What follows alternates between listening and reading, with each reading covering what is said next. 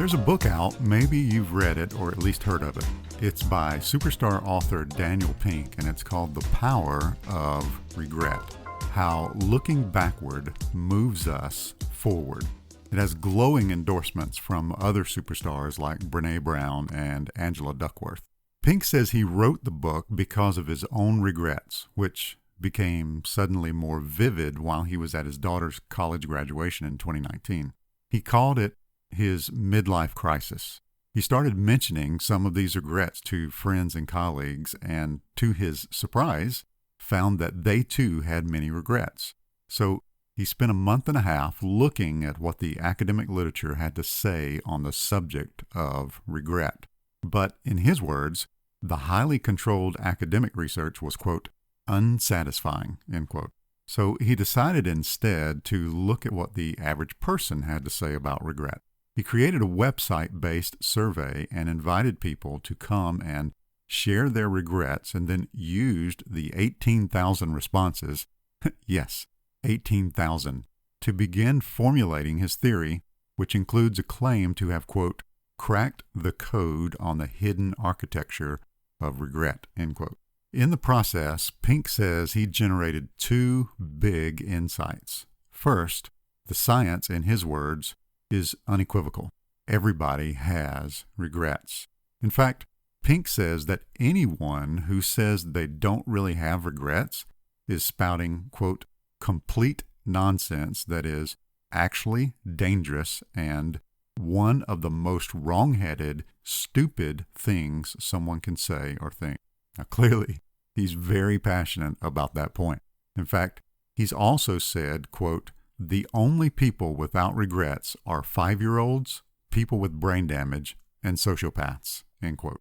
To emphasize his point further, Pink says that his quantitative survey of nearly 5,000 people showed just how prevalent and commonplace is this negative emotion called regret, finding that 1% said they never experience regrets because, as he says half-jokingly, quote, we included 5-year-olds and psychopaths in our survey.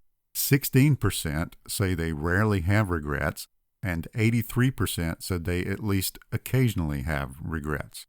Oh, and 45%, less than half, said they often have regrets.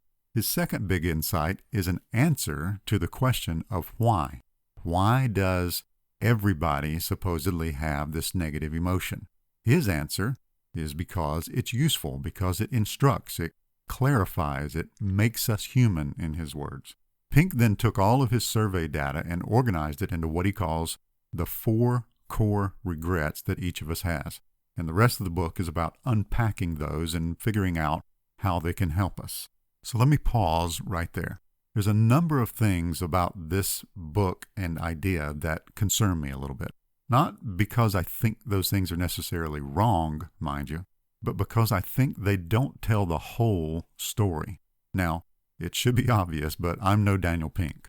So my alternate take is simply me offering what I have to offer, a perspective that comes from being a theologically conservative Christian who filters everything, including my love of and fascination with psychology, through the lens of Scripture. In fact, it's that perspective, that worldview, that made me want to do this episode in the first place. I, too, have read the academic research on this topic. I've also heard what Daniel Pink has to say about regret. I've even listened to other people talking about Pink's book and read their in-depth reviews. I couldn't find anyone who shared my apparently very unique perspective. So here's my thoughts for you to chew on, especially if you have read or plan to read Pink's book. First, that the core of Pink's theory is based on his survey seems a bit problematic to me. And here's why. Imagine I decided that I wanted to do a survey of baseball fans to find out their most distinct memories about the Atlanta Braves. So I set up a website called yourbravesmemories.com, and I invite people to come and share their Braves memories with me. Now that's all well and good as long as I realize a couple of things. First of all, 99% of those who choose to fill out my survey will be Braves fans, not all baseball fans. So right off the bat, pun intended, my survey data will be skewed because I will only be hearing from a small, distinct portion of baseball fans. And for the handful of people who aren't Braves fans, but they also have memories of the Braves that they want to share, their memories are going to be uniquely different from those of Braves fans. So the responses will be outliers. I could be tempted to look at those responses and say, well, this 1% of respondents is clearly abnormal and unhealthy because look at their responses compared to the other 99%. Well, it seems to me that this is exactly what Pink has said that he did with his survey. His responses are only from people who have said, yes, I have regrets, and here they are. Those who didn't feel they have regrets, at least nothing noteworthy, would be very unlikely to have filled out his survey in the first place. And the ones who did fill out the survey would have responses very different from the other 99%. Second, the foundational idea that, quote, regret is a universal negative emotion, end quote, doesn't really square with the research of distinguished professor of psychology, Dr. Lisa Feldman Barrett. She's the world's leading authority on emotions. Now, if you want to revisit that topic in more depth, I did my best to explain her theory in episode 53 titled The Brain Process That Can Build or Destroy Resilience. But in a nutshell, there's no such thing as a regret emotion that lives in the human brain. If regret is an emotion, and I'm not convinced it is, then it's created in the moment like all other emotions, and it's tied closely to our mental concepts. Third, having reviewed the academic research on regret, which I personally thought was fascinating, I have a different perspective. What if, instead of thinking of regret as a universal negative emotion, we thought of it as a psychological earworm? Let me explain. In the 1920s, a young Russian psychology student named Bluma Zeigarnik and her mentor, the influential thinker Kurt Lewin, wondered, does our memory make a strong distinction between finished and unfinished tasks? The decades of research that followed eventually came to be known as the Zeigarnik effect. Uncompleted tasks and unmet goals are like Elaine, George, and Kramer on Seinfeld. They constantly pop in unannounced and promptly make themselves at home in your conscious mind. However, once the task is completed and the goal is reached, this stream of pop-in reminders suddenly comes to a stop. Now, a good way to appreciate the Zeigarnik effect is to listen to a randomly chosen song and then shut it off halfway through. The mind treats the song as unfinished business. And so it keeps reminding you that there's a job to be done by inserting little bits of the song back into your conscious thought. You probably call that an earworm. You have a list of things to do, important things, but your days and your nights are filled with interruptions and distractions. So your checklist brain creates little earworms to make sure you don't completely forget about the unfinished task. Of course, these little reminders always seem to come at the least opportune moments, but such is life. So regret is a psychological earworm. It is your unique conscious mental concept of a mistake, whether a mistake of action or of inaction, a mistake that you believe you made over which you had at least some control or agency, but have not yet dealt with or corrected. Your brain then categorizes it as an unfinished task, an unmet goal. In an affective sense, that consciousness is both unpleasant to some degree and agitating to some degree. So it constructs an emotional response of some sort, maybe anguish or grief or remorse or heartache or longing or guilt or whatever. But I also have a fourth and final point I'd like you to consider, and for me, it's the most important point. And here it is. You can't regret that which God has redeemed. Let me say that again.